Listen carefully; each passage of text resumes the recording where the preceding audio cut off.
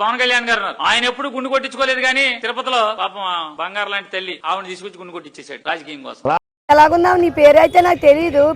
నిన్ను పేర్లని అంటున్నారు. నాకైతే పేర్లని రాకంటుంది. పెడాలని పెడార్థంగా మాట్లాడకు, జాగ్రత్తగా మాట్లాడు. పవన్ బాబు వాళ్ళ ఆవిడ అనాలోచన గుండు కొట్టించుకుంటే నీకు నెప్పుకుందా? నెప్పుకుంటే హాస్పిటల్కి వెళ్ళి గిండిసి వేసుకో, గుద్దకి నొప్పి ఇరిగిపోద్ది. ఏంటి జాగ్రత్తగా మాట్లాడు. నీ అభివృద్ధిలో నువ్వేం చేసావో అది చెప్పుకో. గొప్ప నువ్వు చేసిన గొప్ప చెప్పుకో.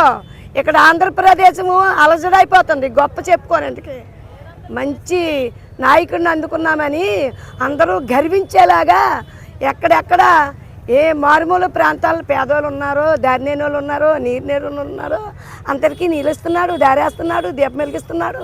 వాళ్ళ ఇంట్లోని పెద్ద కొడుకుగా నిలగట్టుగా నిలబడిపోతున్నారు. That is Pawan Kalyan. నీకు ఇంకో విషయం చెప్తాను. వాళ్ళకి రోజా, నువ్వు, కొడాలని మీ అనుసరులల్లా చిలక జ్యోతిని చెప్పుకోయండి. ఊరికి వెళ్ళిపోయి జ్యోతిష్కుని చెప్పుకుంటే మీకు ఘనతగా ఉంటుంది. ఆటికే పనికొస్తారు, మళ్ళీ దేనికి పనికిరారు. పవన్ బాబుని ఎవరు విమర్శించినా వాళ్ళు కుక్కలే. బాయ్ నాన్న, ఐ లవ్ యూ. నీకు